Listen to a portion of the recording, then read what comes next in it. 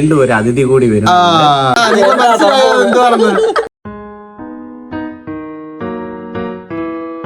Hello guys, ഞങ്ങൾ ഇന്നൊരു reveal video ആയിട്ടാണ് വന്നിരിക്കുന്നത്. വലിയൊരു സന്തോഷമുണ്ട് ഞങ്ങൾക്ക് പറയാൻ. അത് നമുക്ക് ഇവരത്തെ രണ്ടിടത്തും ചോദിക്കാം. നാടൻ കാണുമ്പോഴേ അറിയാം